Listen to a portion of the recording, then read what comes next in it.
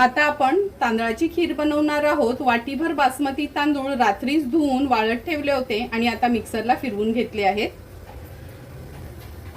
गॅसवर आपण हा सॉसपॅन ठेवला आहे, ह्याच्यातच खीर बनवते। एक पळी एवढं तूप घेतलं आहे। तूप व्यवस्थित गरम करून घेऊया।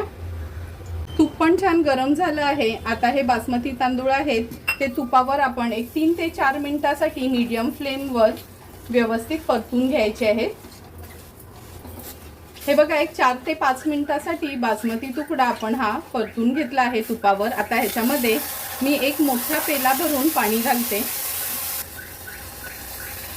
ही कणी आहे ना थोडीशी पाण्यातच शिजवून घ्यायची आहे, म्हणून अगदी पेलाभरच पाणी घातलं होतं। हे बघा, 1 वाटी तांदळामध्ये आपण 1 वाटी पाणी घेतलं होतं। थोडंसं हे भात आपण शिजवल्यासारखं केलं आहे। अर्धा लिटर दूध घेतलं होतं आणि पाव वाटी मी पाणी ॲड केलं आहे। ह्याच्यात व्यवस्थित मिक्स करून घ्यायचं आहे आणि गरजेप्रमाणे आपण दूध वापरू शकतो।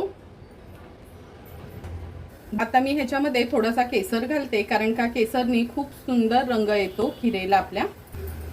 नंतर आपण गोडीप्रमाणे साखर ॲड करूया। आता हा तांदूळ छान ह्या दुधामध्ये एकजीव करून आपल्याला घ्यायचा आहे। तुम्ही बघू शकता हा बासमती तुकडा दुधामध्ये छान एकजीव झाला आहे। ह्याच्यामध्ये आपण आपल्या आवडीप्रमाणे ड्रायफ्रुट्स ॲड करूया। चमचाभर वेलची जायफळ पूड ॲड करते। पुन्हा एकदा ही खीर छान मिक्स करून घेऊया। तुम्ही बघू शकता झटपट अशी सुंदर आपली तांदळाची खीर तयार झाली आहे। पिस्ता घेतले आहेत, त्याच्यानी गार्निश करते आणि गॅसची फ्लेम स्विच ऑफ करते। सर्व करण्यासाठी तांदळाची खीर आपली तयार आहे।